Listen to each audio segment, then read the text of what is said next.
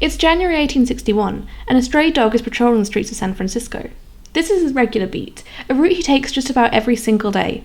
It takes him past saloons, lunch tables and restaurants, and wherever he turns up, he's welcomed as a friend by the regulars who have come to know him well. He knows the best times to visit each venue, when there are the most people around with food to share, and they do indeed share it with him liberally. His habit of mooching food from people is what led to his nickname, Bummer. No one knows much about his early life, but that doesn't really matter. What matters is that since he first arrived in the city about 6 or so months ago, this dog has transcended what it means to be a stray. He may not have a master, but that's the way he seems to like it. And who needs an owner when you have so many admirers? Bummer is generally described as being a Newfoundland, although probably not a purebred. Some sources suggest he could have had blood from some kind of bull breed. His coat was mostly black with white markings, and while I am personally of the opinion that all dogs are gorgeous in their own way, Bummer was, by all accounts, not really much of a looker, and had noticeably protruding teeth. Maybe that's just how they naturally were, maybe he just liked to show off his wares. He's certainly a dog that could have caused problems if he wanted to. Not that many people wanted to mess with Bummer, not because they were scared of him, but because they were fans of his. He may have been living on the streets, but he was treated almost like a celebrity. And on this particular January day, something catches Bummer's attention. 2 stray dogs are fighting. That in and of itself isn't unusual. San Francisco at this time was utterly overrun with street dogs, who caused any number of issues, from excessive barking and howling that kept people up at night, to chasing horses and pedestrians, and even biting people, including a lot of children. It had reached the point where people were calling on the authorities to do something about it. Obviously, this being the early 1860s, getting dogs neutered wasn't an option, and so the number of them grew exponentially, and there were far more dogs than there were homes that were willing and able to keep them. But for whatever reason, something about this fight stood out to Bummer. Perhaps it was the fact that the dogs were completely unmatched. One was much smaller, older and frail, and was being beaten to a pulp by the other dog, who was far larger and outmatched its opponent in every way. Papers at the time would go on to say that it was the injustice of this fight, how poorly matched it was, that caused Bummer to step in. Having read a lot of contemporary news articles for the research of this episode, I can tell you that those journalists were big fans of anthropomorphizing animals. I suppose a lot of people were. Whatever his reasons though, Bummer decided to get involved in the fight, and although Bummer didn't tend to go out of his way to pick fights with other dogs, when he did, he was pretty fearless about it. He wouldn't back down, and he had an intense set of jaws, so it wasn't long before he sent this attacker running with his tail between his legs. Before Bummer had been able to intervene though, the smaller and weaker of the 2 dogs had been badly injured. One of his legs had been left with a deep bite wound, so severe that it could have easily led to a slow, painful death. After all, he was an elderly street dog with no one in the world to care for him. Or at least, he used to be. Because now he had Bummer. And Bummer had apparently taken a bit of a shine to this poor old mutt, taking him under his wing and helping the limping dog along. That night, Bummer found a sheltered doorway for the 2 of them, and wrapped himself around his new friend as they slept, letting him use his side as a pillow and keeping him warm and dry. And you guessed it, this new dog was the one that would come to be known as Lazarus. Lazarus' descriptions are a touch ambiguous. In terms of breed, he was described as being a cross between a cur and a hound with a dash of terrier, which is not overly specific. And so is his colour, which was described as yellowish-black, a phrase I hadn't heard used to describe an animal's colour before. So make of that what you will. While Lazarus was healing from his wounds and unable to walk far, Bummer would go off on his usual daily rounds at the local eateries. Though when he was given food, instead of immediately devouring it himself as he might often do, he would instead take it back to Lazarus, with whom he wouldn't just share the food, but would also ensure that Lazarus had a larger portion. And once Lazarus had recovered enough, he would join Bummer on the daily food patrol, still limping but well on the road to recovery thanks to the kindness of his new best friend. After that first meeting, Bummer and Lazarus were inseparable. They went everywhere together and every night slept curled around each other, Lazarus resting his head on Bummer. One local newspaper, the Daily Evening Bulletin, would go on to describe them as 2 dogs with but a single bark, 2 tails that wagged as one, which I personally think is an appropriately adorable way of summing up their relationship. Although Bummer had already been known very locally, it wasn't until after he and Lazarus had met and formed their deep bond that their level of fame really began to rise, until just about everyone in the city knew who they were. Bummer and Lazarus were the only ones to have such a strong and obvious friendship, and that was a big part of why people loved them so much. It was just so wholesome, 2 dogs facing the world together, completely devoted to each other, and as a result, their exploits were regularly reported on in the city's various newspapers, who kept the public up to date on what the 2 of them had been up to recently, no matter how seemingly mundane it might be. A couple of mutts stealing a bone off another street dog wouldn't be considered particularly newsworthy. I mean, how many times must that happen in a day? But when the 2 dogs doing the stealing happen to be Bummer and Lazarus, then of course it ends up in the papers. Bummer and Lazarus weren't just dogs to the people of San Francisco. They were the city's pets, beloved local heroes whose fans just couldn't get enough of them. And although their friendship was definitely the first thing that brought them to the public's attention, that wasn't the only reason that they were so widely adored. You see, as well as the problem with dog overpopulation, San Francisco at this time was also completely overrun with rats. They were everywhere, and people were desperate to get rid of them. And it just so happened that Bummer and Lazarus' favourite pastime, aside from going saloon to saloon begging for food of course, was killing rats. Bummer in particular was known to be a champion ratter, and when the two of them were working together, no rodent was safe from the canine jaws of death. Sometimes, wanting a day's sport, people would pull up a paving slab or two from the sidewalk and just start shoveling out the rats from beneath. That's how many there were. And the two dogs would dispatch every single rodent before it even had a chance to hit the floor. Of course, it wasn't great for the rats, but for Bummer and Lazarus it was a fun game, and for the people of San Francisco it was an important public service. However, things weren't all sunshine and roses and rat corpses though. The city was still home to more feral dogs than it was able to support, and they were still causing problems for the human residents, who were desperate for a solution. Of course, there were some street dogs who were welcomed as members of the local community and beloved local figures like Bummer and Lazarus, but that affection was only afforded to precious few individuals. The vast majority of these dogs were considered nothing but vermin, a problem to be solved, and eventually a solution was put forward. In April 1862, an ordinance was passed in the city that declared all dogs had to be either muzzled or on a lead while out in public, and any dog who wasn't was to be taken to the pound, where, if no one came forward to collect them, they would be swiftly destroyed. Not only this, but the police were also given the power to shoot any dog not complying with the ordinance on sight without needing to bother with the pound. A pound keeper was appointed to capture dogs, although within only a few days of the ordinance coming into play, he would become so overwhelmed with inmates that he had to hire an executioner, someone whose entire job was to dispatch the unclaimed animals, leaving the pound keeper free to bring in as many more dogs as he could. And of course, the more dogs he took off the streets, the more he would be paid, usually from the city or, for the small number of pets who got caught up in it, the owner. If your dog ended up in the pound, even if it was only out on the street momentarily after having run out an open door, you would have to pay a fee of $5 in order to have them returned. It may not sound like much at first glance, but $5 in 1862 is the equivalent of over $150 today. And some people just didn't have that much money going spare. And if you couldn't scrape together enough for the bail, then your dog would be taken to the executioner along with the strays. Newspapers of the time report that on only the first day after the ordinance came into power, that a woman's pet ended up in the pound, but all the money she had in the world came to only $2. The pound keeper apparently didn't have the authority to reduce the fee, and although the woman did go to the mayor to plead her case, no one knows what the final outcome was. Over the first month that the ordinance was enacted, a total of 255 dogs were brought into the pound, and of them only 20 were bailed out by their owners, and we all know what happened to the 235 poor dogs who went unclaimed. And the pound keeper and the city weren't the only ones profiting off of the dog law, as it was called. Citizens who handed stray dogs into the pound directly would be paid 50 cents per animal, the equivalent of $15 today. Which, needless to say, attracted plenty of kids wanting to earn a bit of pocket money. And honestly, I wouldn't be surprised if some of the pet dogs who ended up in the pound, rather than being found wandering the streets, were just instead plucked out of their gardens by a passerby wanting a quick profit. And awful though it seems to send a dog off to almost inevitable death, any society without adequate social security safety nets is going to have people living in poverty. People who've been failed by the systems and are barely getting by through no fault of their own. And in those cases, I really don't think you can blame people for doing whatever they can to provide for themselves and their families. If sending a dog or two to the pound is the only way that your own kids can survive, well, I think just about anyone in that situation would do the same. Although, of course, I'm sure there were plenty of people who didn't need the money but just wanted it. Grifters have always been a thing. And I'm sure there were also people who did it because they perceived it as being a genuine act of service to their local community, and given that some of these dogs would attack people, including children, I can also understand that. And killing stray dogs was hardly a new concept. Prior to the local authorities taking action and enacting the ordinance, it wasn't uncommon for residents to take matters into their own hands, with more than a few leaving out poisoned meat. It didn't really matter to them if the food was taken by rats or dogs, both were considered infestations that had to be eradicated. And most people supported the dog law, even dog lovers. As long as your own pets were safe, who cared what happened to those out on the street? But not everyone was in favour of it. In June 1862, the Daily Evening Bulletin published a poem called Canine, which was actually credited as having been composed by Bummer himself. Obviously it wasn't. I suspect the true author wanted to remain anonymous to avoid scorn from friends and neighbours who backed the ordinance, but it shows how Bummer and Lazarus were viewed almost as figureheads, representatives of the thousands of strays who roamed the city. I'm not going to read the whole thing, but I am going to share a single verse which I think sums up the work pretty nicely.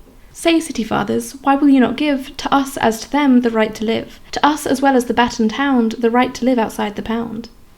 At its core, the poem calls out the hypocrisy of a lot of the ordinance's backers. They didn't care about the hundreds of dogs that were being carted off to the pound and discreetly destroyed, or even the ones that were being taken care of by the police in the street, but they did care about Bummer and Lazarus. They were seen as being more worthy of life than probably any other dog in the city at that time, at least among the strays, which is what the poem is referencing. Why do some dogs matter more than others? Why do two deserve to be spared if so many others deserve only to be slain?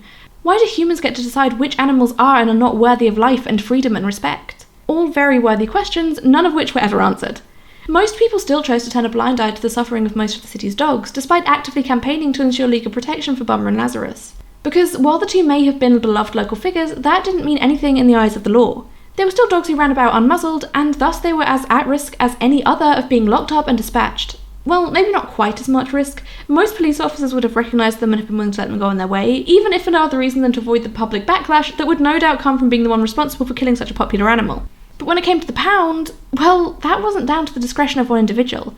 The pound keeper himself didn't really have any power. If a dog was captured and brought in, then it had to be kept there, and if that happened, then unless someone came forward to claim the dog and pay their bail, they would face the same fate as any other mutt. And that's exactly what happened to poor Lazarus, when somehow or other he ended up in the pound, destined for a meeting with the executioner. Fortunately though, one of his many admirers was able to step in and pay the $5 fine, saving him just in the nick of time. And, of course, once he bailed Lazarus out, he immediately set him free to find Bummer and continue living as they always had. These were two dogs who could never have lived in a house. They'd never known captivity, and they just wouldn't have coped if anyone had tried to lock them up, even if it was to try and keep them safe from the pound. Despite that, though, the guy who bailed Lazarus out would continue to describe himself as Lazarus' owner, because he was the one who'd saved him, although I don't think anyone else ever really took him seriously when he was making those claims, least of all Lazarus himself. But Lazarus' brush with the pound cemented in the minds of their supporters that Bummer and Lazarus needed proper legal protection. Otherwise it would only be a matter of time until one of them was captured and locked up again. How many times could they get lucky before they finally met with the executioner? How much would people have to spend trying to bail them out again and again? No, something had to be done to keep them safe and out of the pound. They could not allow Bummer and Lazarus to end up in the same unmarked mass grave as every other dog did.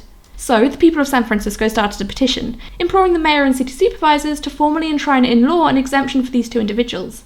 It only took a couple of days for the petition to amass hundreds of signatures from city residents eager to keep Bummer and Lazarus safe. Again, I'm not going to read the entire thing, but I will read part of it because I just really love the way they describe them. Like, they're so desperately trying to portray them as these paragons of human virtue, and it's honestly kind of great. The elder and most energetic is designated by a name which, if not euphonious, is expressive, Bummer, well known to most of the constituents of your honours. He is of Scottish origin and of respectable parentage, but from the consequences of certain youthful indiscretions, far removed from the sympathy of his early friends and protectors. Whatever may have been his faults, however, they are fully atoned for by his fidelity, gratitude, and unflinching courage.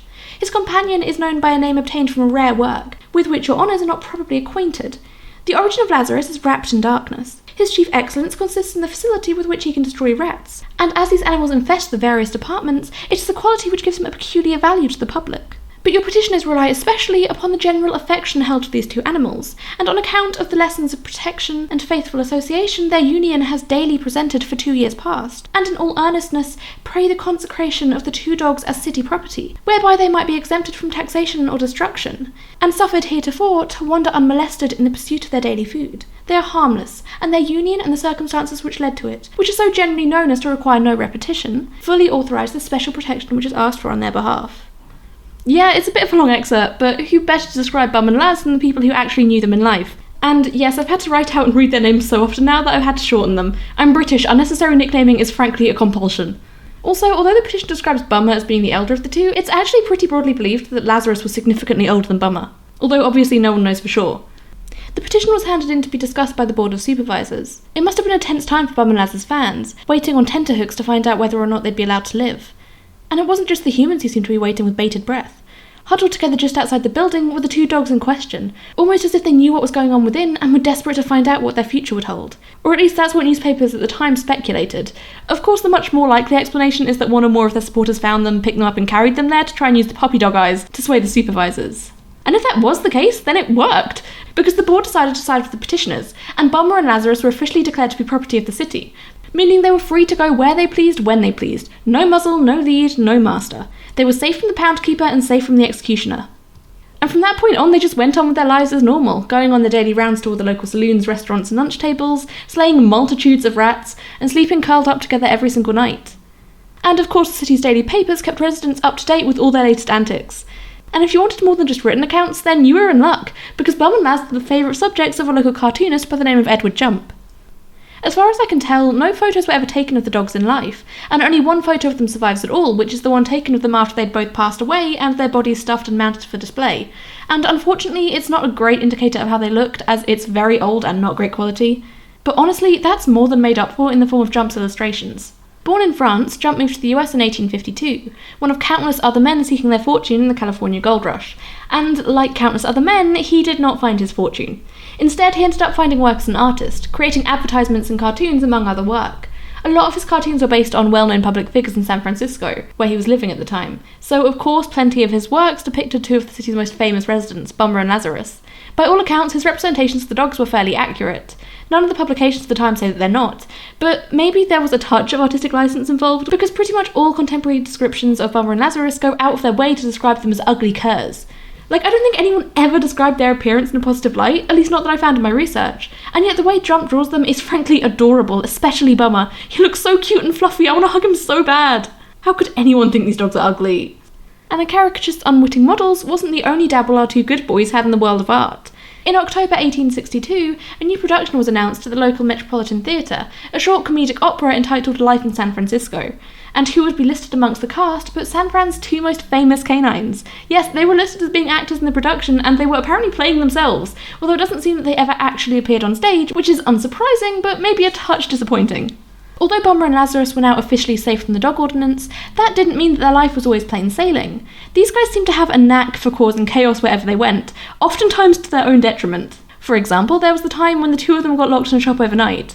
Some sources say they were locked in there deliberately to catch rats, others that they'd been hiding in there somewhere having a nap and had just been shut in by accident. Regardless though, these two boys did not appreciate confinement, and upon realising they were locked in, they just fully panicked and tore the whole place apart. They shattered glass display cases, destroyed items for sale including ridiculously expensive jewellery, and all in all just wreaked absolute havoc on the premises until someone overheard the commotion the next morning and opened the door expecting to confront burglars, only to instead be almost knocked over by two desperate dogs exploding out of the door at the first sign of freedom. And given that neither of these dogs were house-trained and were locked in there all night in a state of distress, yeah, I dread to think about the clean-up job.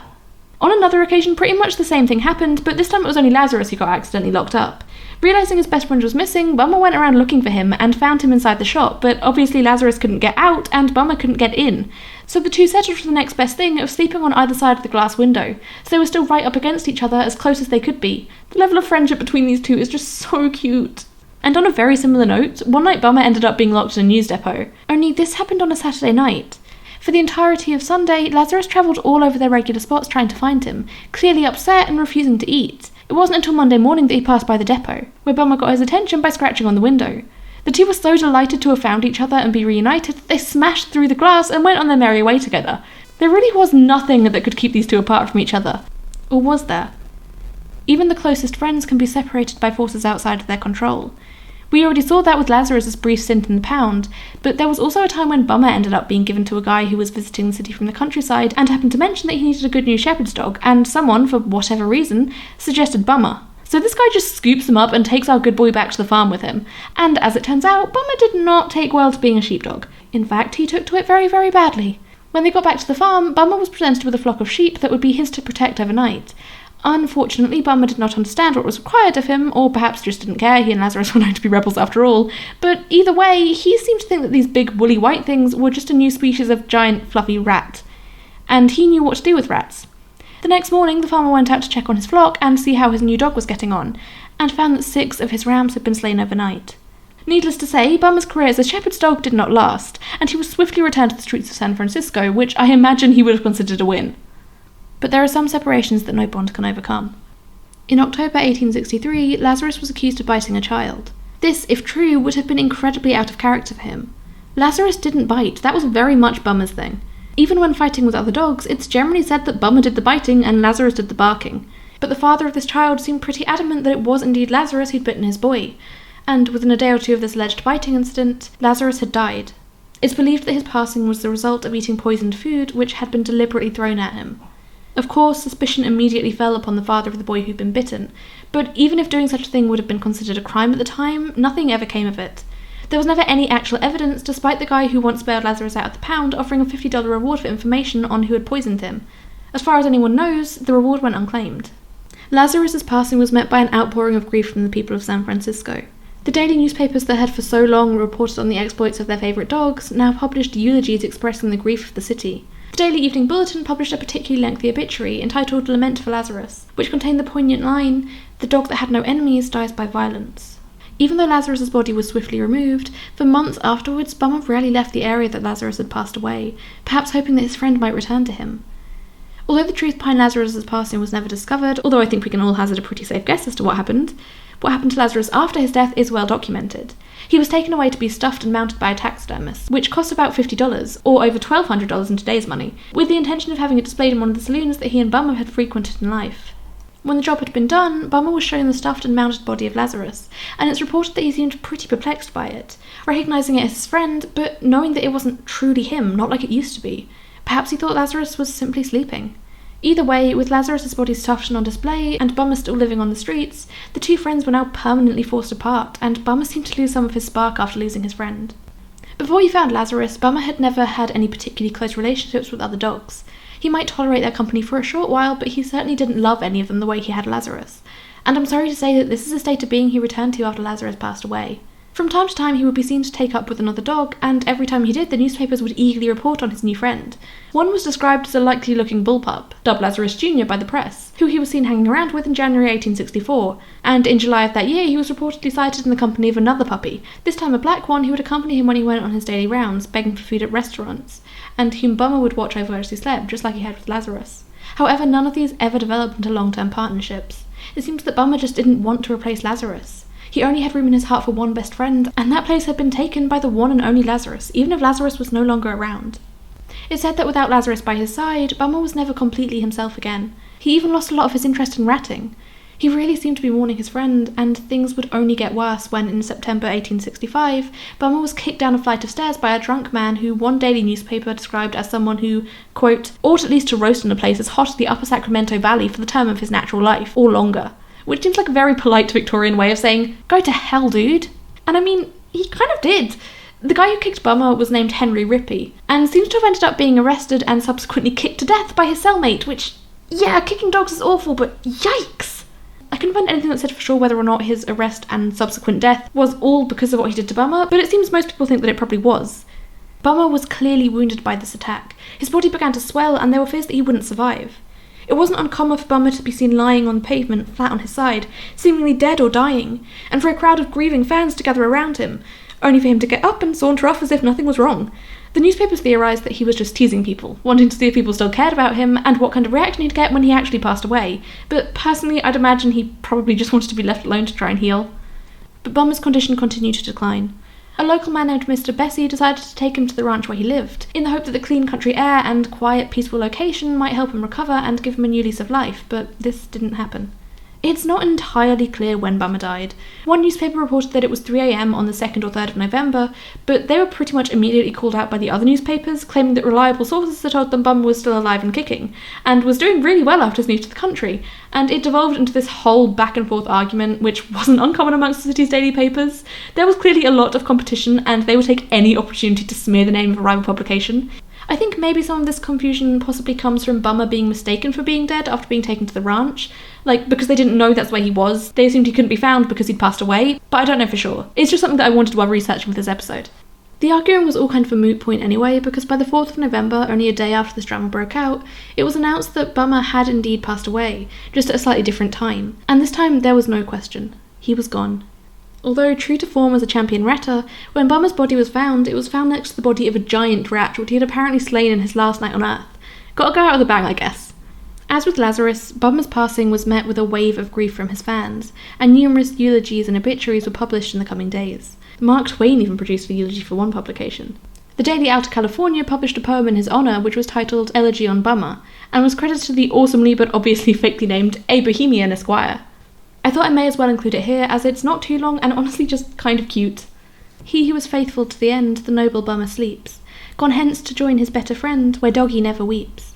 All tears are wiped from Bummer's eyes, good angels give him place, e'en at the gates of paradise, barking glad notes of grace. When Lazarus was ill in need, 'twas Bummer who brought him bread. Then brethren all I pray take heed, to gain such praise when dead. Ben Adams' angel in his log writes first who love their fellow men, be careful he don't place a dog where he should place you with his pen. Like Lazarus, Bummer was swiftly skinned and stuffed, and there were a lot of people vying for the right to display his mounted body. It was estimated that just having it in your business could bring in an extra $1,000 per year, the equivalent of almost $20,000 in 2024. Saloons and hotels, especially the ones he used to frequent, all wanted in, as did some of the newspapers who'd reported so much on him, as well as museums, the Academy of Natural Sciences, the YMCA, even 2 preachers, who I guess thought that having the dead body of a famous dog would encourage people to convert. Yeah, it was wild, and really goes to show how popular Bummer still was, even after losing his beloved Lazarus.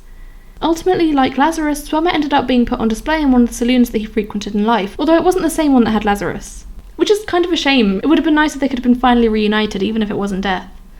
And information on what happened to the two dogs' bodies is really scant. They were maybe exhibited together at the 1893 World's Columbia Exposition in Chicago, but it seems no one knows for sure. We do know that by 1906 they were given to the Golden Gate Park Museum, now known as the De Young Museum, and actually the museum's commissioner had known the dogs in the 1860s when they were both still alive. The bodies were never put on display and ended up disappearing until they were rediscovered in storage in 1910. Apparently they were going to be restuffed and then put on display, but that also doesn't seem to have actually happened. Actually, their bodies were apparently destroyed not long after they were rediscovered, although I don't have a clue how that happened or if that was intentional or not. But what we do know is that while their physical bodies are gone, Bummer and Lazarus live on in spirit. Their story has continued to be told, although over the years it's been stretched and embellished, as is the way with history passed down primarily through word of mouth. I decided in this episode to just focus on telling the facts as best I could, without getting into the various myths that have sprung up. But if you want to know more about them, and why they're not true, then I'd highly recommend reading Malcolm E. Barker's book, Bummer and Lazarus, San Francisco's Famous Dogs. But I'll talk more about that in a minute. There have been various books telling and retelling the story of Bummer and Lazarus over the years, with varying degrees of artistic license involved. The two were further memorialised in March 1992, when a bronze plaque was unveiled at the base of the Transamerica Pyramid, a skyscraper that's the second tallest building in San Francisco and is surrounded by a small park named Redwood Park, for the beautiful redwood trees that grow there. It's actually located in the same area that Bummer and Lazarus once called home, though it's obviously changed a lot since then. A lot of people came to see the unveiling of the plaque, including people from the local SFSPCA, who brought along with them two rescue dogs who are now looking for their forever homes, and who were named Bummer the 4732nd and Lazarus the 3815th. I really hope that those dogs are able to find adoptive families through this, and I really hope that the families kept their names, numbers and all. And yeah, that's the story of Bummer and Lazarus, the two dogs who took the city of San Francisco by storm 160 years ago, and whose deep bond has continued to inspire admiration ever since. It's the summer of 1953, and New York high society is in a flap. One of the city's most famous and beloved residents has gone missing, and no one has a clue where he is. He's a socialite and a model who's so in demand he's toured Europe and travelled the world. He's been featured in Vogue, appeared regularly on TV talk shows, being the host of one at one point, and even served as a goodwill ambassador to Cuba and Haiti. And now he's making headlines for all the wrong reasons, having disappeared into thin air. Thousands of flyers have been distributed, and police across 13 states have been searching for him, but to no avail. He was last seen in May, walking out of a luxury shop in Midtown Manhattan alongside an unknown woman, and no one has seen or heard from him since. It's widely believed that he was the victim of a kidnapping, but no ransom note has been received, and despite multiple rewards being put forward for his safe return, no questions asked, not a single person has come forward with information on the missing poodle. Oh, yeah, did I not mention? The missing celebrity is a dog. More specifically, he's a stunning little toy poodle with luxurious grey fur clipped into his own unique style.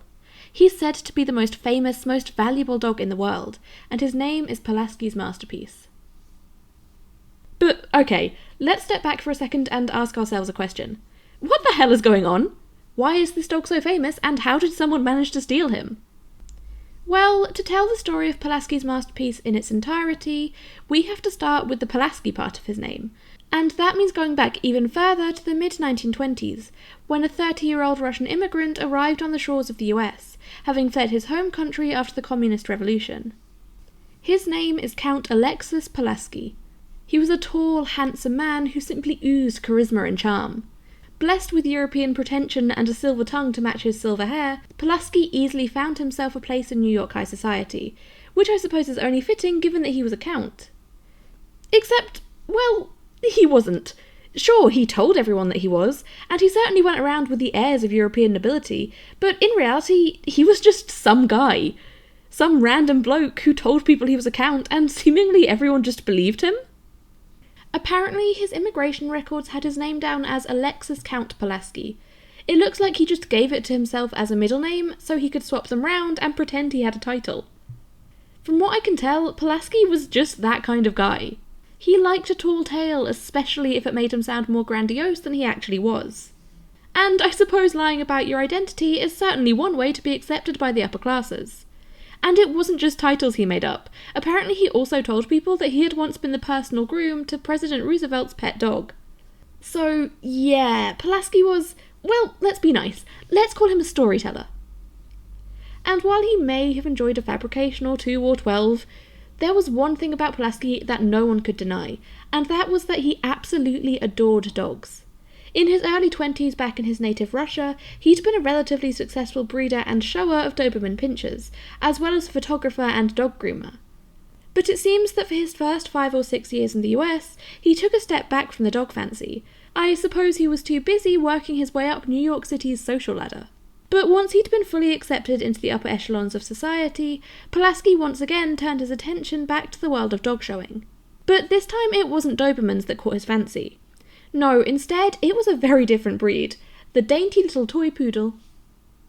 Pulaski's passion for poodles, try saying that 5 times fast, was born in 1939, when he dog sat for his friend Gilbert Kahn, who, from what I can tell, was the son of a successful investment banker. For whatever reason, Kahn's poodles caused Pulaski to fall completely in love with the breed, so much so that he would dedicate the rest of his life to them. And so Pulaski dove headfirst into the world of toy poodle breeding and showing. Not only that, but he even purchased a property in Midtown Manhattan that had once been a famous speakeasy, and converted it into his newest business venture, Poodles Incorporated. From the name of it, you might assume that Poodles Inc. was just a place for him to sell his poodle puppies, and that was certainly one thing he did, but Poodles Inc. was so much more than that. Poodles Inc. sold everything the discerning poodle parent might need, provided they had the money for it. They sold accessories and furniture for small dogs, all unbeaten for quality and luxury, as well as for price. This was a pet shop only for society's elites, for the upper crust who could afford to sink a small fortune into their pampered poochers.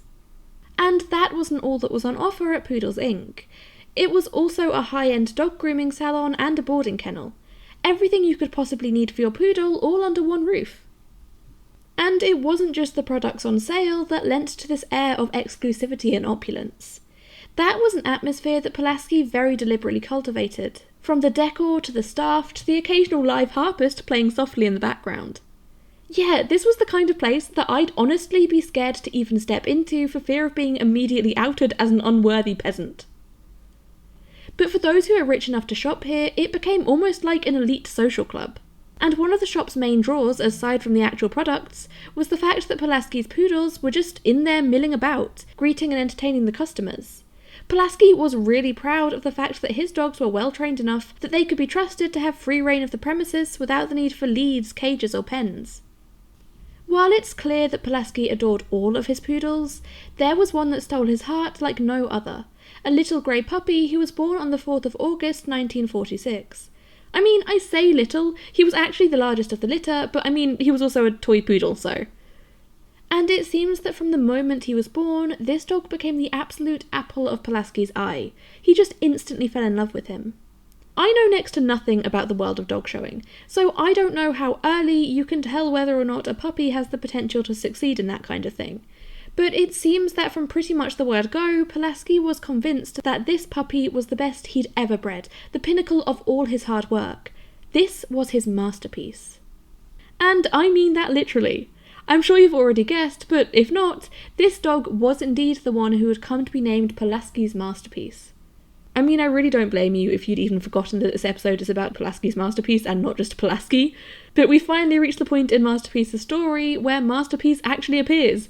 Pulaski was utterly enamoured with Masterpiece, and was convinced that he had the potential to be one of the greatest show dogs of all time.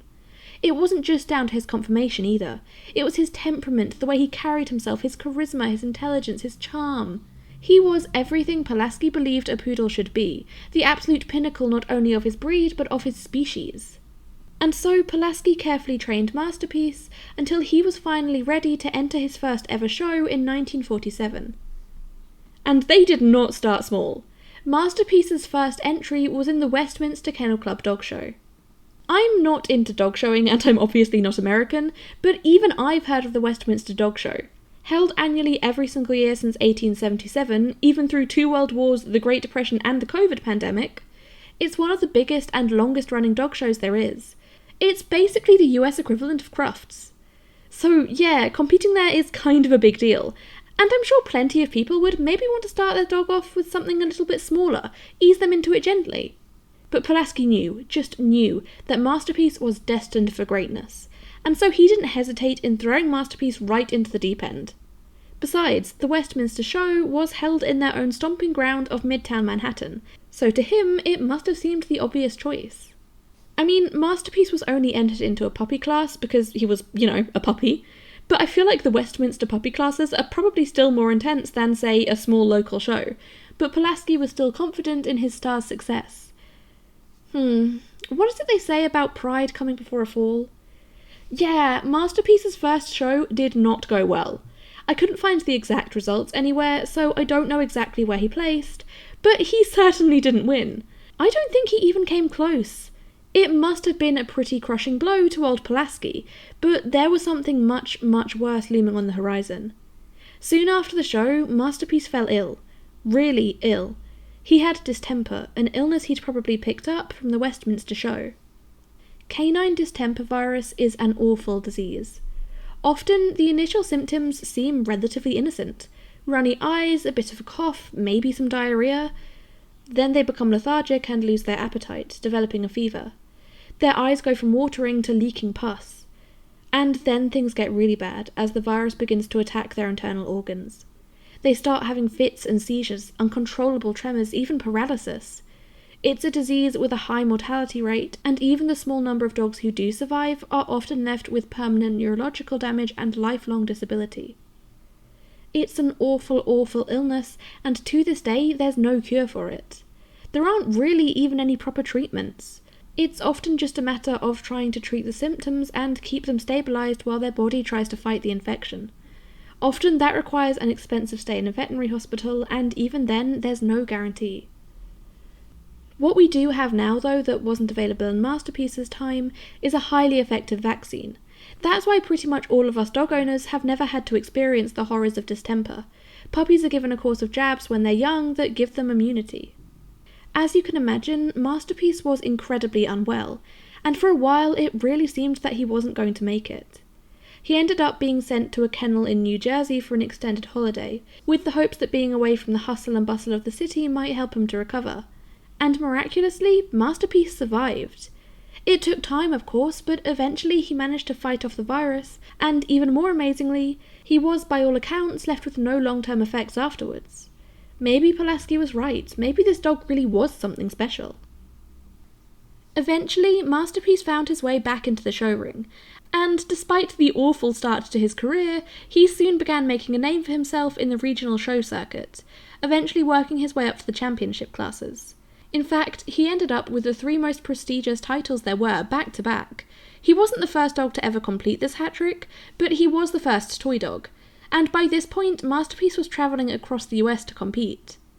So, Masterpiece had definitely made a name for himself in the world of dog showing, but a few show titles does not a celebrity make. Of course, he must have been popular in the circles of other breeders and handlers, but I mean, how many show dogs have you heard of? Probably none if you're not in that world. But Pulaski wasn't content for Masterpiece to be such a niche public figure.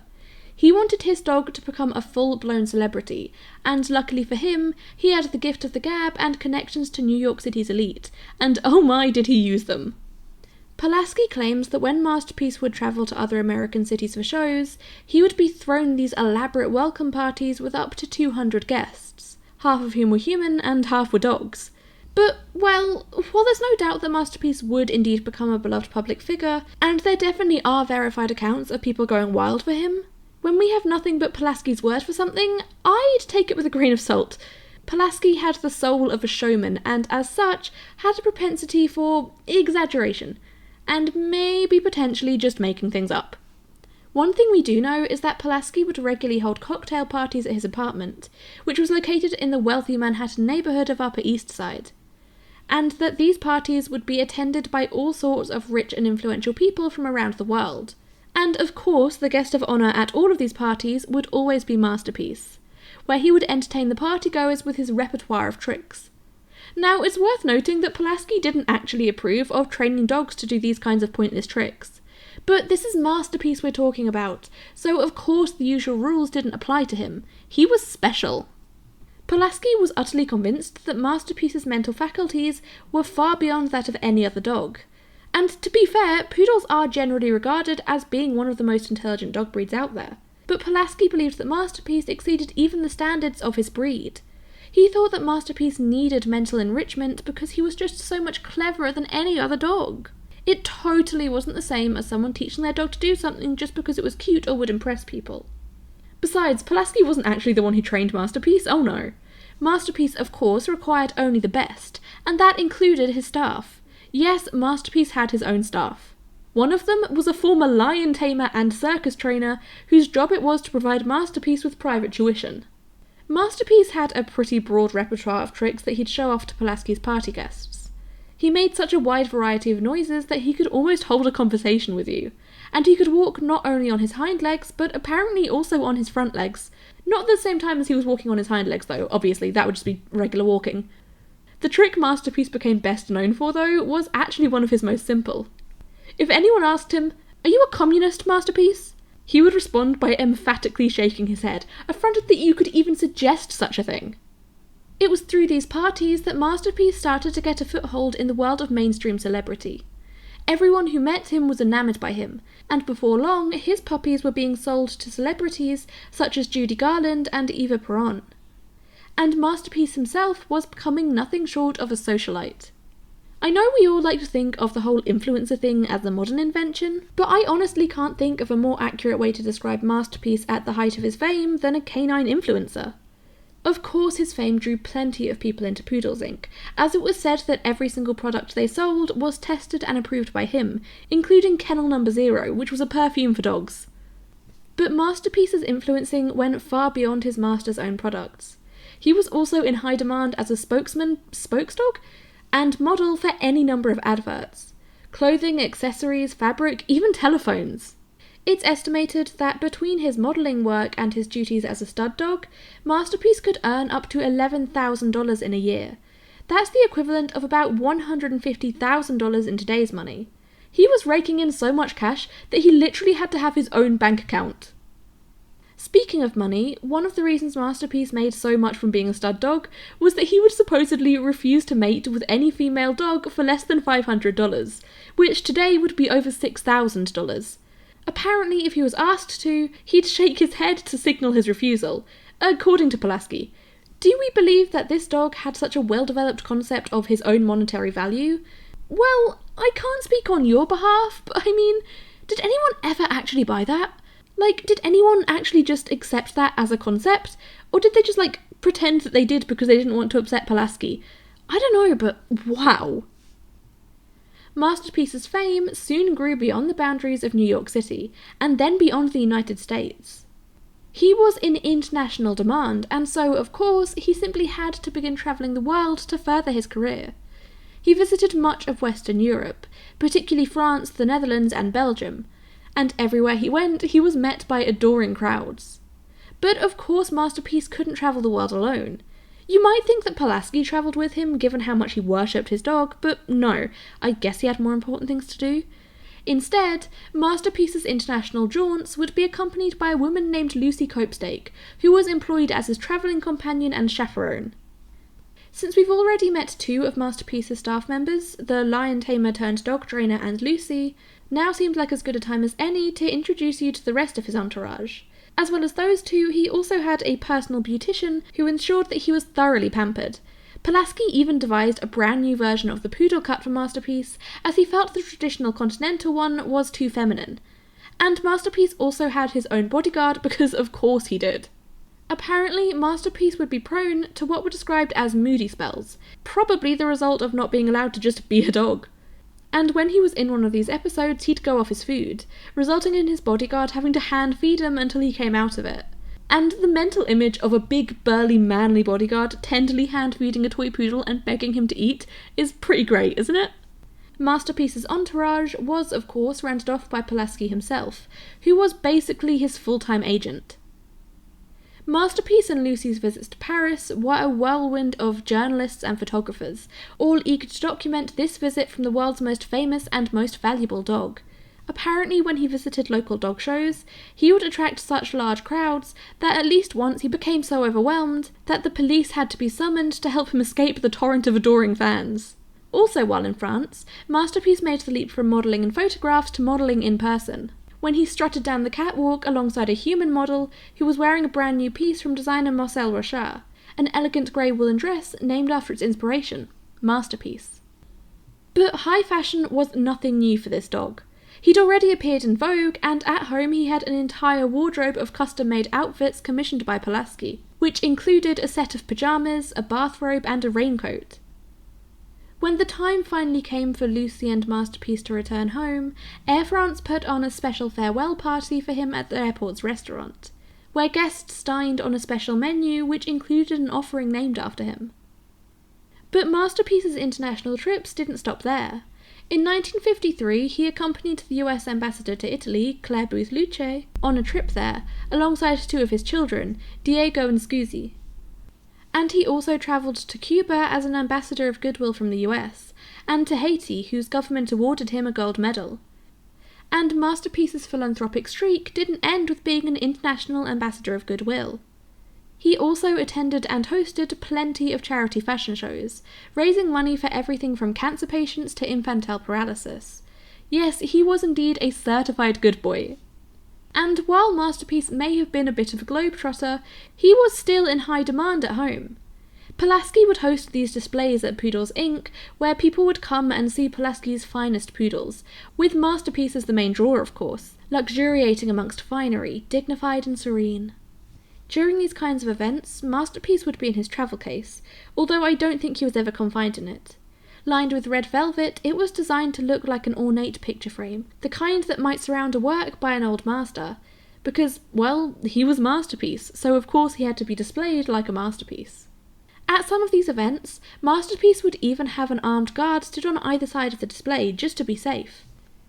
One year, in the run-up to the Westminster Kennel Club Dog Show, Masterpiece led a cavalcade of his peers from Poodles Inc. to a department store named Milgram's, where the dogs would then stay on display in the window for the rest of the week. The other dogs were all in a playpen in one window, but Masterpiece had a window all to himself, of course, reclining in his picture frame box. They were there to help advertise Milgram's new line of faux fur fashion, which had been inspired by the ever-increasing popularity of poodles, and Pulaski's poodles in particular. This particular event attracted so many adoring fans that, once again, police were called to help control the fervent horde. Yeah, I really can't stress enough just how famous Masterpiece was. It seems that everyone knew and adored him. He was so popular that he even had a career as a talk show host. Well, a co-host. He had to have a human there with him because, well, an ability to talk is generally considered quite important for a talk show host. The show Masterpiece co-hosted was called Dog Show of Champions, and each week, Masterpiece and his human colleague would host special guests. Usually dogs, of course, but dogs from all walks of life. Guide dogs, working retrievers and greyhounds, a drill team of German shepherds, and a Great Dane who Masterpiece stole the spotlight from by leaping over him. And even outside of his duties as a host, Masterpiece was a regular guest on other talk shows too, sometimes in his own right and sometimes to work as a model, showing off all the latest fashions. Sometimes, though, it all seemed to get a bit much for Masterpiece, and he'd wander off to find himself some peace and quiet, away from the clamour of celebrity. Like I said, the dogs at Poodles Inc. were free to wander the store at will, because Pulaski felt they were well trained enough not to try and escape. And in particular, he felt that Masterpiece was so intelligent that he didn't really need any supervision, and Masterpiece would sometimes take advantage of that. The first time he escaped was when he was only about 9 months old, during that stint he had in New Jersey while he was recovering from distemper. He headed off into the forest alone, not reappearing again until 3 days later, when he brought himself back to the kennels where he was being kept, seemingly none the worse for his adventure. And a year or so after that, Masterpiece wandered out of Poodles Inc. while no one was watching him, and had a great time wandering the streets of New York, until he found himself in a linen shop on Park Avenue, where staff contacted the authorities who picked up Masterpiece and dropped him off back at Poodles Inc. Masterpiece was rumoured to be the most expensive dog in the world. Certainly that's what Pulaski claimed, but we'll never know exactly how much he could have sold for because Pulaski refused to ever part with him. Even when Prince Ali Khan of Pakistan supposedly offered over $20,000, looking to buy Masterpiece as a wedding gift for his bride Rita Hayworth, the love goddess herself. But Pulaski remained stalwart. Masterpiece was not for sale. And if you're wondering, that would have been the equivalent to over $250,000 in today's money. but you could have offered him all the money in the world, and Pulaski still wouldn't have parted with his masterpiece. He may have been a bit of an eccentric, but his love for that dog was undeniable. Masterpiece was his everything. Which is why he was so surprised when, on the 29th of May 1953, he called Masterpiece to come and greet some customers at Poodles Inc., and Masterpiece didn't respond. So he called out to him again, and again there was nothing. Pulaski was immediately alarmed. This was totally out of character for Masterpiece, and so immediately a search was launched. Every inch of Poodles Inc. was scoured, but there was no sign of Masterpiece anywhere. He was gone. Masterpiece was reported missing to the police, but despite police departments across 13 states eventually being notified, nothing was ever found. There wasn't a shred of evidence. It was as if Masterpiece had simply vanished into thin air. Thousands of flyers were printed and posted across New York City and beyond, and volunteers gathered to help search for him, but again they found nothing. Pulaski would go on several TV shows, pleading for Masterpiece's safe return. He would often be accompanied by Just Johnny, who was a son of Masterpiece said to have an uncanny resemblance to his father. One of the shows they appeared on was the Dave Ganaway Show, which was one of the talk shows that Masterpiece used to frequent, and in fact his last appearance on it had come only a few weeks before he disappeared. The show included a reenactment, although curiously it showed Masterpiece being taken out of a cage, despite the fact that he was never caged at Poodles Inc. It could have been a miscommunication somewhere down the line, or perhaps Pulaski just didn't want people to think that he was an irresponsible dog owner. Either way, the show didn't lead to any new tips, or at least any that were considered credible. In fact, despite the extensive coverage that Masterpiece's disappearance received, there has only ever been one piece of evidence, one tip that's considered to be reliable. And that was a reported sighting of a glamorous dark-haired woman in a fashionable red coat stepping out of Poodles Inc. with a small grey dog at her heel, walking with her despite the fact that he wasn't wearing a lead. But that's it. There were no clues as to this woman's identity, and she never came forward. It's been over 70 years since Masterpiece disappeared, and we still don't know anything about what happened to him after he stepped out of the door of Poodles Inc. that fateful day in May 1953. A reward was put forward for Masterpiece's safe return, offering not only cash, but also one of Masterpiece's own sons, with the promise that no questions would be asked just so long as he was returned safe and well. All Pulaski wanted was his dog back, but it didn't work. If anyone out there had Masterpiece, they kept him hidden for the rest of his life. Masterpiece's son Just Johnny slipped into his father's role, working as a model for $25 an hour and being dubbed the most photographed dog in New York City. But he was never able to reach the same heights as his father. There would only ever be one Masterpiece. He was irreplaceable. 3 months after he went missing, on what should have been Masterpiece's 7th birthday, a party was held in his honour at Poodles Inc. For years after Masterpiece's disappearance, Pulaski would publish a monograph in his honour during the holiday season. For those who, like me, haven't heard of a monograph before, it's sort of halfway between an article and a book, too long to be the former and too short to be the latter. Pulaski made these claims that these monographs cost him thousands of dollars to make and print, but in reality he would type the manuscript up on his typewriter, make copies of it, and staple them together. Even the grief of losing his best friend wasn't enough to stop Pulaski's patter. These monographs were, of course, all about Masterpiece. His achievements, his life, anecdotes about him, and often would be written in first person from the perspective of Masterpiece. Poodles Inc. closed its doors in 1956, the year that Masterpiece should have turned 10. Pulaski was still deep in mourning for his lost dog, although eventually he did return to breeding poodles, although this time in his own way.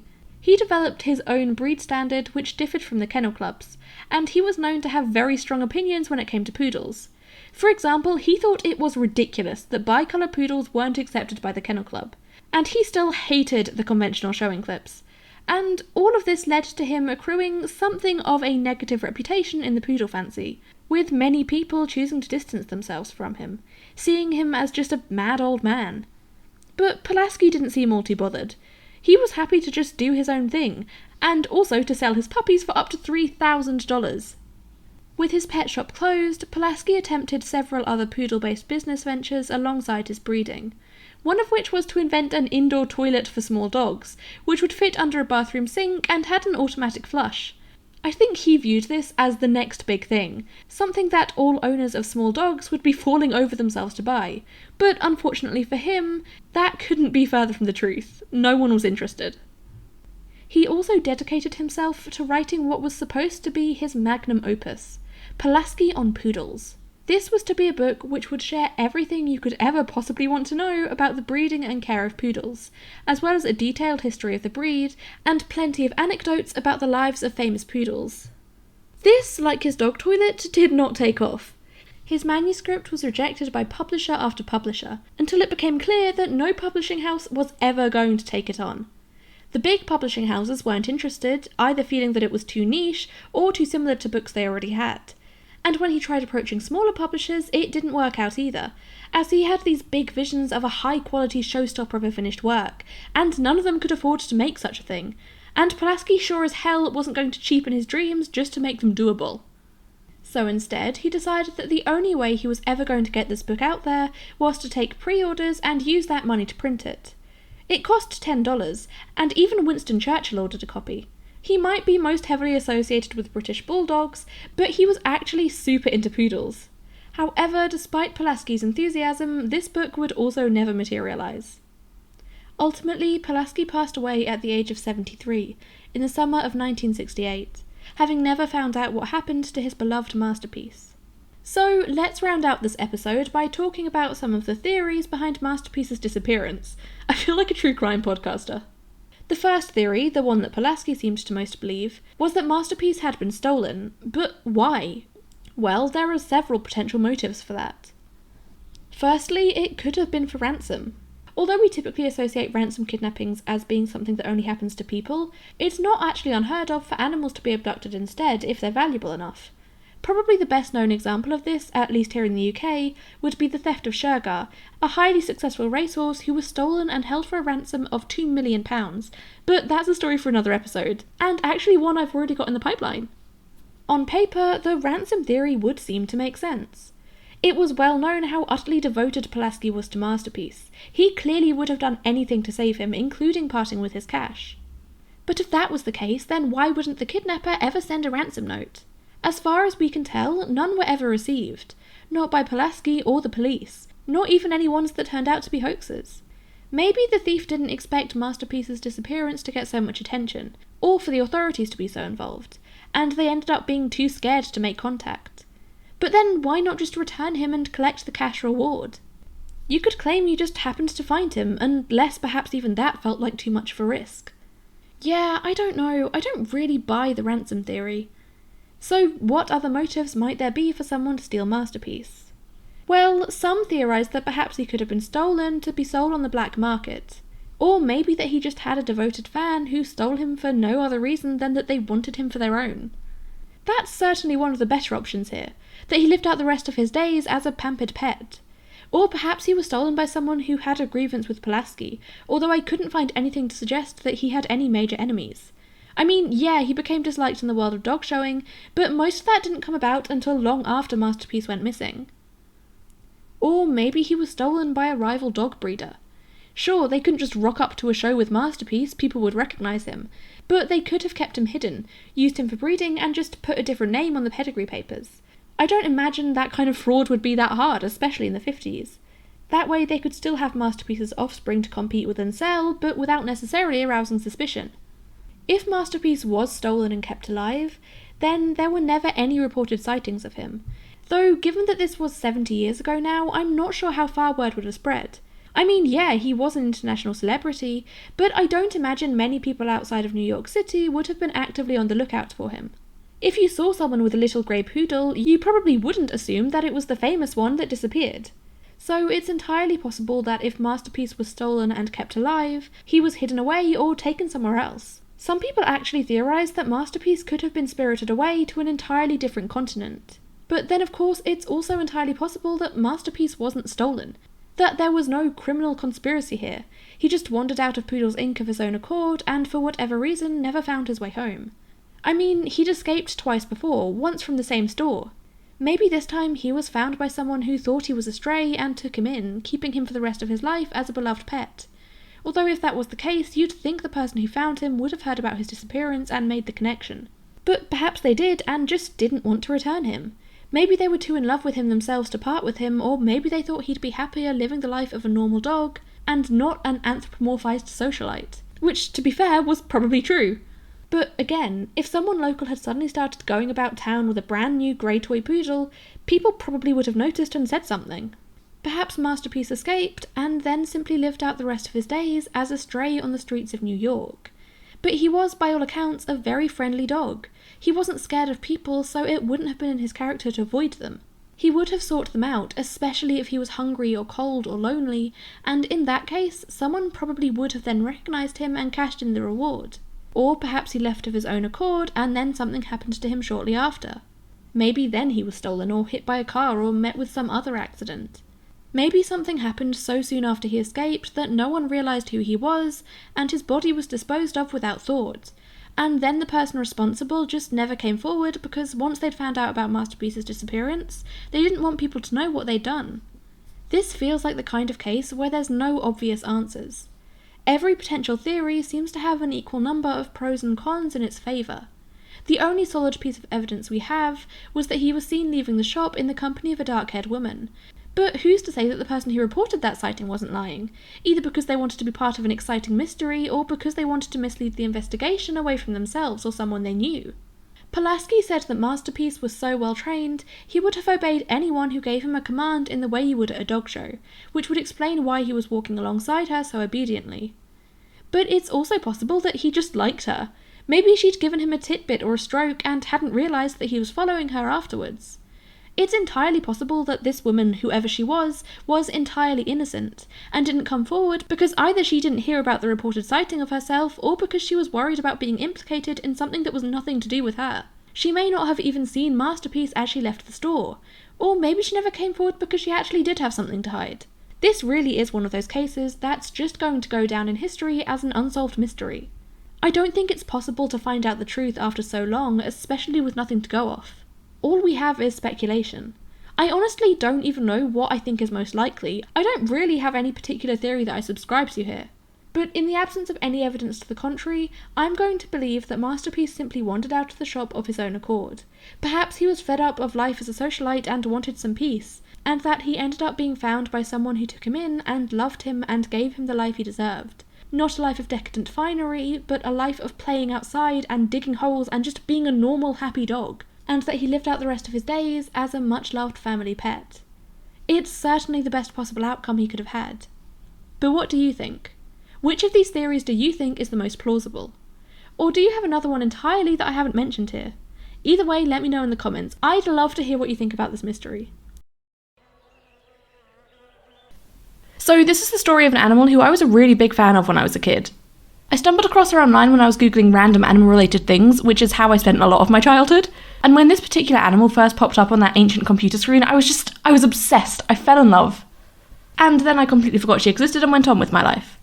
That is, until recently, when I came up with the idea for this podcast, and I was trying to come up with animals and stories to feature, and I just suddenly remembered the hours I spent as a child looking at pictures of this one specific dog, and then parroting everything I'd read about her to my family and realised, oh yeah, that's literally what this podcast is. Just me nerding out about a specific animal to anyone who's vaguely interested. So, of course, I added her straight to the list, and now here we are. Today, I'm going to share with you the story of Faith, who at one point was declared to be not only the world's most popular dog, but also the world's most photographed animal. Unless you're really young, there's a pretty good chance you've already heard of Faith or seen pictures or videos of her, especially if you were in any way online like 15 or so years ago. She wasn't given those titles for no reason. Faith was a viral star online and in the media, and became a full-blown international celebrity, being covered by news outlets from more countries than I can count, and travelling back and forth across the US to appear in front of crowds of thousands of adoring spectators. But Faith's start in life was far from the glitz and glamour of an international superstar. In fact, Faith very nearly didn't survive. Faith came into the world in December 2002, an unplanned litter born to a Chow Chow named Princess and a father of mixed Labrador, Beagle and German Pointer blood. And as soon as she was born, it was clear that Faith was different from her litter mates. Faith was born with only 3 legs. Her front right leg was pretty much completely absent, although she did have a tiny little nub where it should have been, but for whatever reason it had just never developed. And that wasn't all. Faith did have her front left leg, but it was completely deformed. It was smaller than it should have been, and it completely lacked an elbow joint, and was pointing backwards. It was clear at just a glance that Faith would never be able to walk like a normal dog, and her mother Princess knew this too. So much so that when Faith was only about 3 weeks old, Princess tried to kill her, suffocating her by sitting on her head. And Princess would have succeeded had it not been for the intervention of a 16-year-old boy named Reuben Stringfellow, who snatched Faith out from underneath her mother and tucked her safely beneath his football jersey, saving her life. It was obvious that Faith couldn't be raised by her mother anymore, but there was one slight problem. Earlier that day, Reuben's mother Jude had specifically told him not to bring any of the puppies home. But what other option was there? Just leave her to die? Not a chance! So, despite being expressly forbidden from doing so, Reuben took Faith home with him. And once he showed the tiny scrap of fur to his mother, she could hardly say no. But that didn't mean Faith was safe. She was so tiny and so weak, shaking with fear and cold and still struggling with the after effects of being smothered. Jude knew as soon as she saw the little puppy that there was a good chance she wouldn't survive the night. But she also knew that this tiny yellow dog deserved a chance at life, and that's exactly what she was going to give her. Obviously, Faith didn't yet have her name. Early on, she was just known by the family as Yellow Dog because, well, she was a yellow dog. The obvious reaction to being presented with a puppy in this state would be to rush her to the vet, but it was 7 o'clock at night and they were closed, so instead the family's 3 children, Reuben and his younger sisters Laura and Katie, took it in turns to nurse the puppy through the night. And in what was nothing short of a miracle, Yellow Dog did live to see the morning. But that didn't mean they were out of the woods yet. They took her to the vet as soon as they could, but were warned to bring a blanket with them so that if the puppy needed to be put to sleep, they could cover her body. And in truth, I think a lot of people would have chosen to have a puppy with such severe birth defects put down. With no front legs, or no usable ones at least, it was obvious that she'd never be able to walk properly, and can a dog in that state even have quality of life? The Stringfellow certainly thought so, or at least that it was worth giving her a chance, even though doing so was certainly not the easy option. Yellow Dog was so young and so weak that she required around-the-clock care. She was initially unable to eat or drink for herself and needed to be given formula, as at 3 weeks old she wasn't weaned. And since it was January and Faith didn't have her mother to snuggle up to anymore, she was instead kept warm via a rotation of tumble-dried towels, one always being warmed up while the other was being used as her bedding. Caring for this puppy was a full-time job, quite literally. Jude worked as a professor of English, but she couldn't leave Yellow Dog alone while she went off to work, and as a single mother there was no one else to look after the puppy while her kids were at school.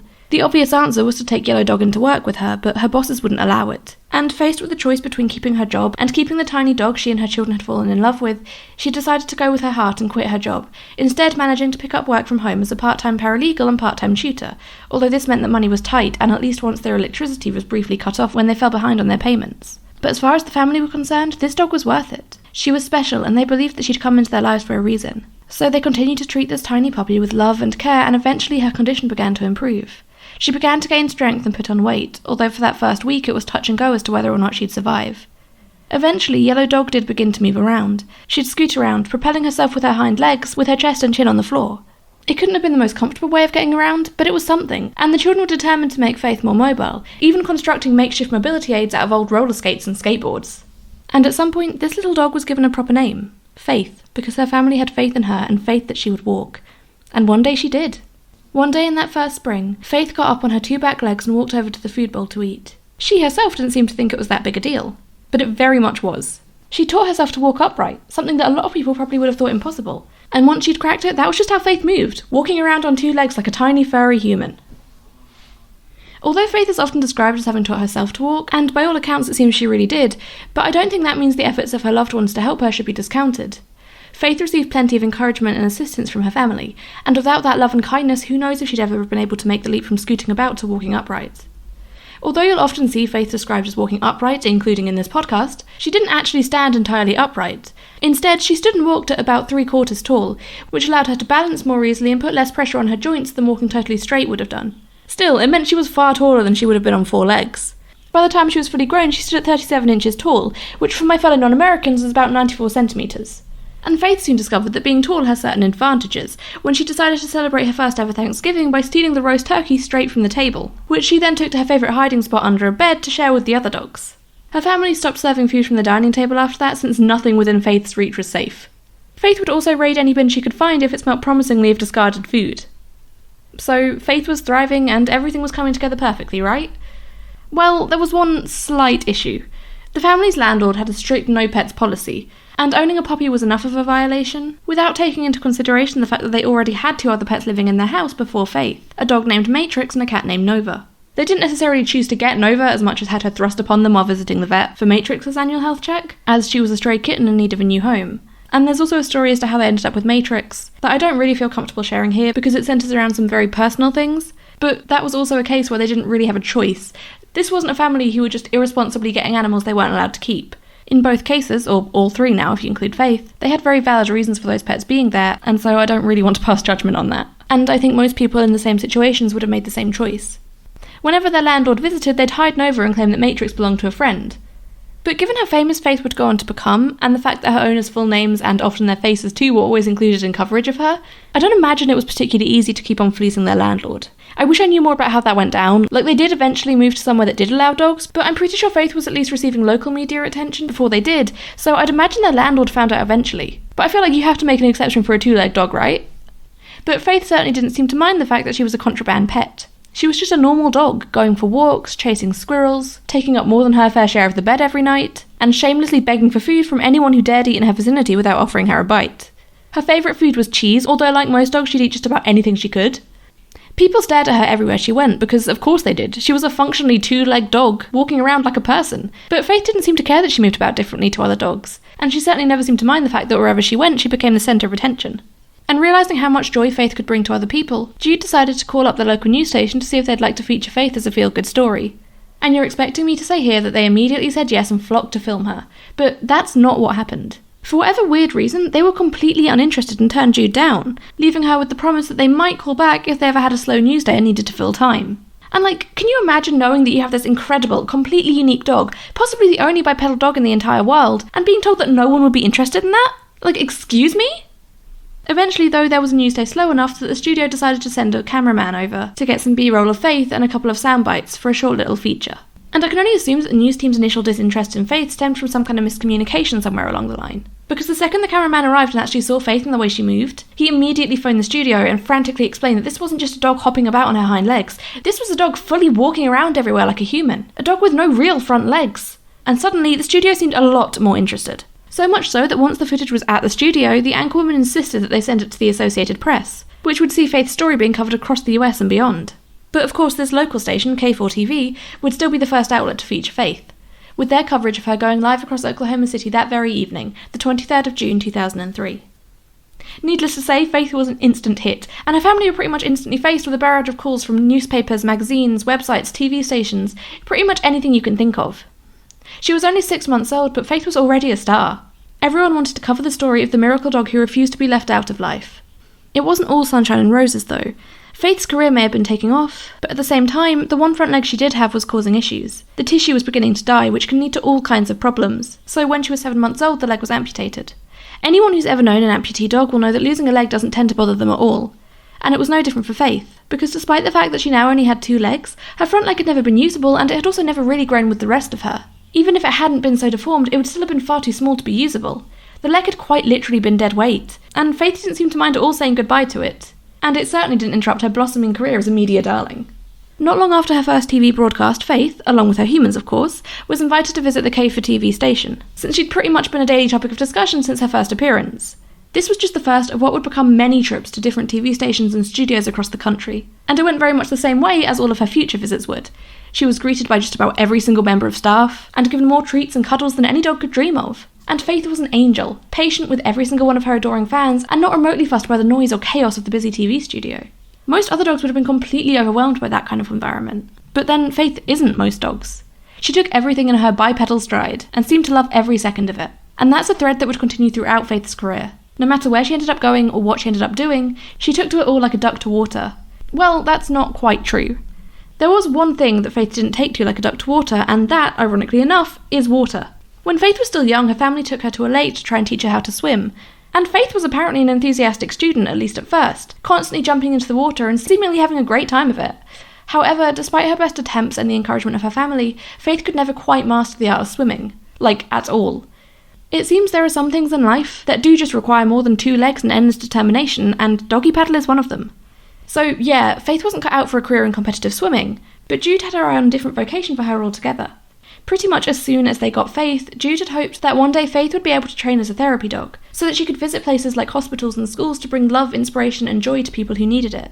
And wanting to do things properly, she approached a professional dog trainer who had experience in therapy dog training. And this person took one look at Faith and immediately declared that she would not work with her, that this dog had no chance of ever becoming a proper therapy dog. It didn't matter that Faith had the perfect disposition for the job, it didn't matter that Faith's disability meant she had something in common with the people she might help. What mattered, as far as the trainer was concerned, was that a therapy dog couldn't have 2 legs. And try as I might, I cannot wrap my head around why. What part of a therapy dog's duties actually requires 4 legs? I just genuinely can't understand it.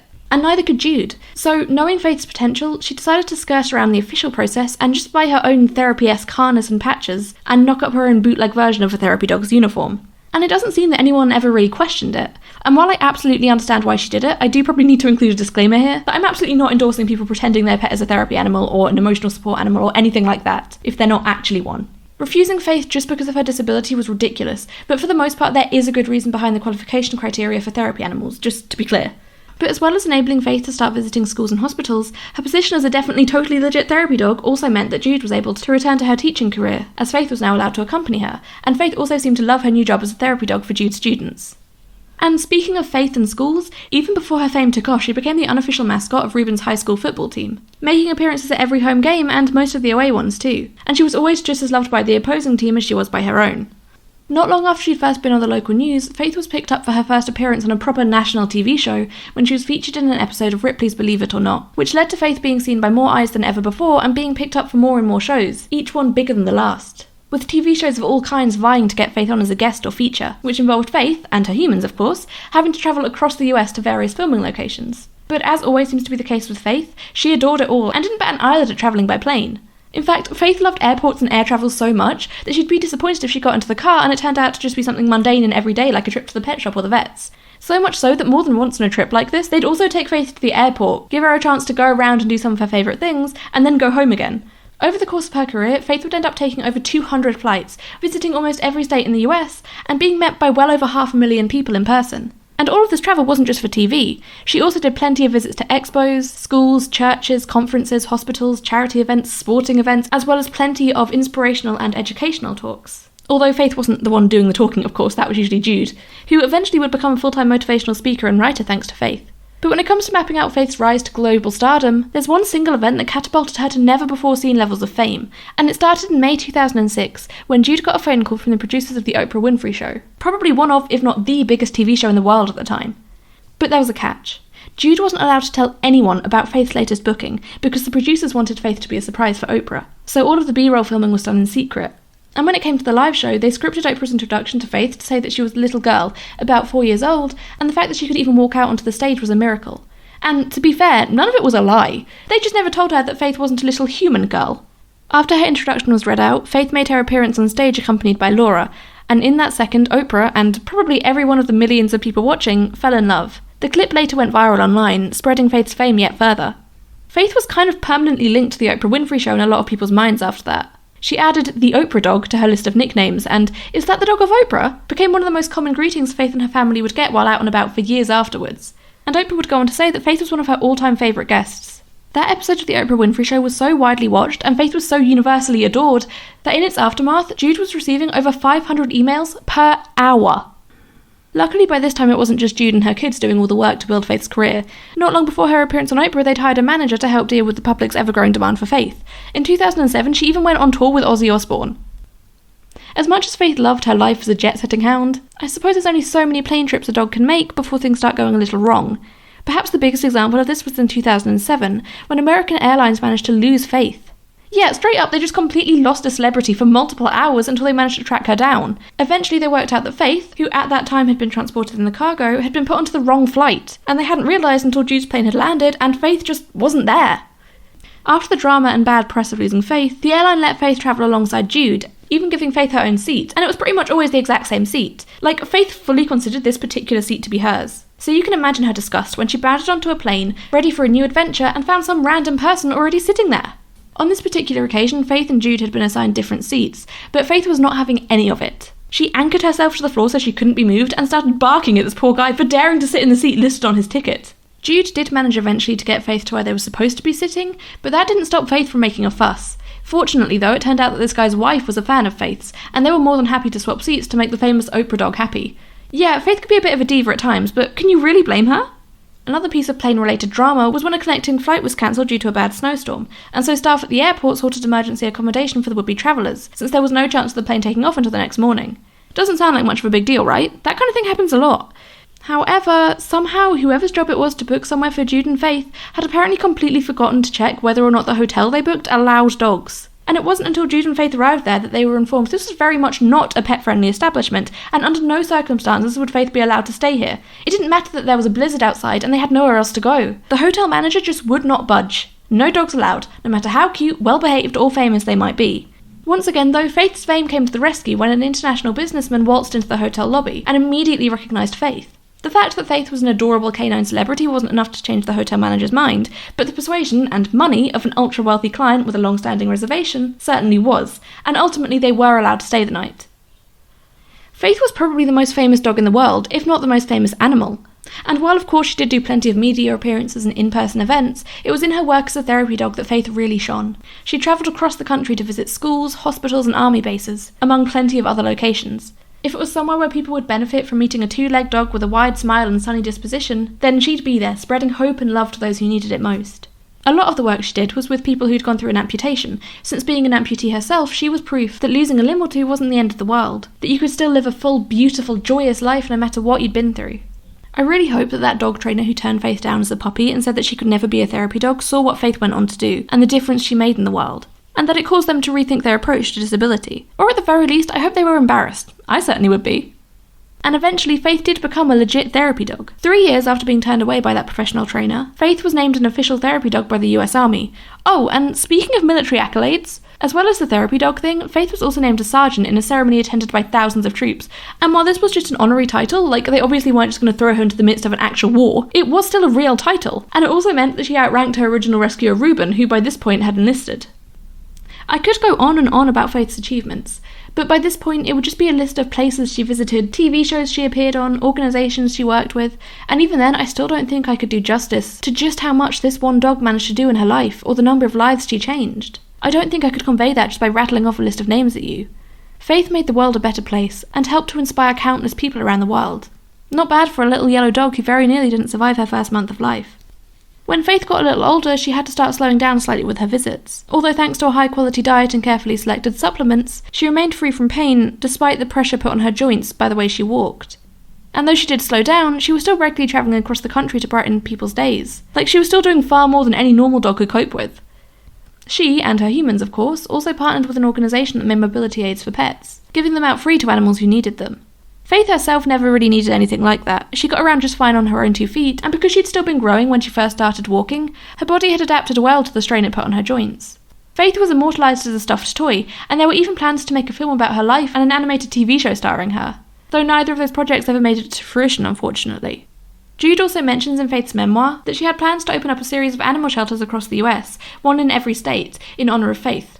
They'd be called Faith Shelters, and would be based specifically in areas that didn't already have enough rescue centres to deal with the number of strays. But again, it doesn't look like that ever happened. Although, of course, Faith already had an absolutely beautiful legacy in the form of the lives she changed and the people she helped. And even though she never had any of her own shelters opened up, Faith still went to events to help other animal rescue organisations.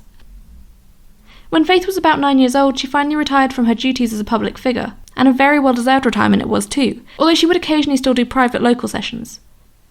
And although for so long Faith's disability didn't cause any suffering, she did eventually go on to experience some pain, although for a while they were able to manage it through medication. And then, when she was almost 12 years old, Faith's family had to make the awful decision to have Faith put to sleep. She was in pain, she struggled to balance when she was going to the toilet, she was beginning to develop cancerous tumours. It was her time. On the 22nd of September 2014, Faith peacefully slipped away with Jude by her side. Having to make the decision to say goodbye to an animal you love is always awful. But I hope Faith's family were able to find at least some peace in knowing what an incredible impact Faith had on the world, how she defied all the odds and proved her detractors wrong. There were some who thought Faith should never have been given a chance at life, that she should have been put to sleep as a puppy because there was no way a dog with such severe birth defects could ever live a happy, pain-free life. But this little yellow dog and the humans and animals who became her family proved that with enough love, courage, and faith, anything is possible. If you're a regular here, then I'm sure you've heard me opine in the past that there's no such thing as an ugly dog. And I still stand by that statement. But that doesn't mean that some dogs don't have a more unique beauty than others. A more acquired taste, if you will. And that's absolutely the case with Peggy. It was in late 2022 when Parrot Print, a London-based photo printing company, decided to launch a competition to find Britain's ugliest dog, with the prize for first place being a makeover and a day of pampering at a doggy spa, which is apparently a thing that exists, followed by a professional photo shoot and a canvas print of one of the pictures. Except they had one problem in that every single dog that was being entered was cute. They were all just conventionally adorable puppies, and in any other context, people showering you with cute photos of their pets would be a great thing, but it's not really ideal when you're specifically looking for an ugly one. In fact, there was only one entry that really stood out, and that was of a Chinese crested hairless cross pug named Peggy. In the photo, she was sitting on her owner's lap, a pearl bracelet on top of her head as a tiara, and a string of pearls and a fabric scarf around her neck. Peggy herself was mostly bald with small tufts of white hair over her body, but mostly she's the colour of her bare skin, a kind of mottled pinky brown. She has squinting eyes, a flat, lopsided muzzle, and perhaps her most noticeable feature, her tongue was hanging all the way out of her mouth. It's honestly such a cute picture, it just oozes personality. She's gorgeous. And she was also exactly what the contest judges were looking for. So much so that when it became clear Peggy was the only quote-unquote ugly dog who'd been entered, they shared her photo on social media to show people what they were actually looking for. Beautiful little gremlin freaks. And the attention the posts garnered led to quite a few more entries that were more in line with what Parrot Print were looking for, both from the UK and abroad. Ultimately, it was narrowed down to a few finalists. Of course, there was Peggy, but there were also 2 French bulldogs, Milo and Marnie, a British bulldog called Winston George, a pug toy poodle cross named Roger, a Chinese crested hairless called Florence, a Brussels Griffon cross Boston Terrier by the name of Jazz, and a pug by the slightly ironic name of Bella. And while I'm sure all of those dogs were wonderfully weird looking, there was never really any question as to who would be crowned winner. Of course it was Peggy. Just look at her. I mean, you can't, this is an audio-only medium unless you're watching on YouTube, but if you've never seen this dog, then please just Google her or something. She's so wonderful, I love her. As Parrot Print's founder Matt Dan, who was also the competition's chief judge, put it, we all absolutely adore Peggy. When we launched this contest, I never once thought that we'd find a dog like her who managed to be both so ugly and so cute all at the same time. So, in January 2023, Peggy was officially declared to be Britain's ugliest dog. And as you might imagine, there was a flurry of media interest with everyone wanting to know more about this beautiful little pup. And so it seems like an appropriate time to tell you a bit more about her too. Peggy is actually a rescue dog, which in my experience isn't uncommon in officially ugly dogs. I have been obsessed with the idea of ugly dog competitions ever since I was a little kid reading about them in the Guinness Book of World Records. And from what I've seen as a lifelong ugly dog appreciator, most of them are either rescues or dogs with some kind of special needs, or often both. That's part of why I'm such a big fan of these kinds of competitions. They're a way of celebrating dogs that people might otherwise overlook or write off. A way of putting 2 fingers up at the stuffy world of pedigree dog breeding and showing, and instead embracing dogs who don't fit our standards of what a dog should be. They can be a good way of encouraging other people to look past a dog's outward appearance and to consider adopting a rescue animal instead of going straight to a breeder. So yeah, I'm kind of an ugly dog stan. And yes, I do absolutely have more episodes planned about other famously ugly dogs, but I wanted to start with Peggy because, well, she's getting a lot of attention right now for reasons we'll get into in a bit, and frankly, I didn't want to be left out of it. Any excuse to gush about ugly dogs, I will absolutely take. Anyway, apologies for the tangent. Let's go back to Peggy. She was part of an accidental litter born in 2018, in fact she was the runt, and while all of her siblings found forever homes relatively quickly, Peggy wasn't so lucky. She wouldn't find someone willing to take her until she was 6 months old. Even back then, it was clear that she was a little different, shall we say? And the fact that she seemed to have the potential for health problems down the line put a lot of people off wanting her. But Holly Middleton is not most people. A mother of 2 from East Yorkshire, she fell in love with Peggy the moment she saw her. She also just really felt sorry for her, for the fact that no one else seemed to want her, that she'd been left behind when all of her brothers and sisters had been adopted out. And so, of course, Peggy came home with her and immediately became part of the family. Peggy was so loved by her new family, in fact, that before long they found themselves forgetting about just how unique her appearance was, until they were out with her and saw other people's reactions. After all, to them, Peggy was just a member of their family. They were used to how she looked, and frankly, they thought she was beautiful. And she is. Adding to Peggy's unique appearance was the fact that in the first year she came to live with her family, she suffered a phantom pregnancy. This basically refers to a female dog having all the symptoms of pregnancy, despite not being pregnant and not even having mated. It's something that can happen sometimes if they haven't been spayed yet, and the symptoms can be indistinguishable from actual pregnancy, including an enlarged belly, mammary development, including lactation, morning sickness, the works. Phantom pregnancies aren't necessarily a serious issue and can easily be prevented from reoccurring by spaying the dog, which is what happened with Peggy. But her body never really returned to the way it had looked before her phantom pregnancy, perhaps most noticeably leaving her with permanently enlarged teats. With the encouragement of friends and family who assured her that Peggy stood a good chance of victory, Holly decided to enter Peggy into the competition to find Britain's ugliest dog. And the rest, as they say, is history. There was media interest in Peggy as soon as her photo was shared online, even before she was announced as the winner, and that only increased after she was officially given the title. She ended up appearing on BBC Breakfast, the Channel 5 News, ITV's This Morning, BBC Radio 5 Live, and more locally on BBC Look North. And Peggy was never fazed by her TV appearances, taking the bright lights and hubbub of a live TV studio in her stride, which is something that's very in line with her personality. Holly describes her as being laid back, gentle and loving, a dog who loves nothing more than wrapping herself up in a blanket on the sofa and snoring far louder than you'd expect from such a tiny dog. Also, fun fact, if you listen closely to this podcast, then you can sometimes hear my own tiny dog snoring his head off in the background. I try to record around him, but honestly, most of the time he's quieter sleeping than he is awake. Peggy's TV appearances led to a whole wave of adoring fans, which her owners capitalised on by creating an Instagram page for her. And you might think that multiple appearances on some of the UK's biggest shows would be the height of this little girl's career, but in reality, this was just the beginning. Because you see, of all the people who fell in love with Peggy following her media coverage, one of them just so happened to be a Mr. Ryan Reynolds, who took one look at this weird, scrunkly little creature and was so immediately enamoured with her that he knew they just had to work together. Honestly, if I was a famous Hollywood actor, I too would use it as an excuse to meet weird-looking animals. I mean, literally, what is the point of being famous if not for that? So, he pulled some strings and got Peggy a role in the upcoming third Deadpool movie, which at that point hadn't been named. At the time of recording, Peggy's debut film, Deadpool and Wolverine, has only just been released in cinemas, and I haven't actually seen it yet. So I can't say anything about Peggy's role as Dogpool, other than that I'm sure she was the star of the show. I hope she gets her own spin-off. Maybe I should have watched the movie before making this episode, but I've never actually watched any of the MCU films, and I couldn't really be bothered to break that habit for a bonus mini-sode of my weird little podcast that barely anyone even listens to. So if you have watched it, please leave me a comment or something and tell me what you thought of her. Was she a good girl? I need to know. At the time the first trailer for Deadpool and Wolverine dropped, Peggy had nearly 75,000 Instagram followers. But obviously the second people saw her, they fell in love with the absolute gremlin that she was and flocked to her page. So that at the time of writing, her follower count has risen to nearly 650,000, and I'm sure that number's just going to keep going up. And of course, Peggy attended the film's London premiere, cradled on the arm of Ryan Reynolds, who I think by this point may officially be her #1 fan, even if she did apparently take a dump in his trailer during filming.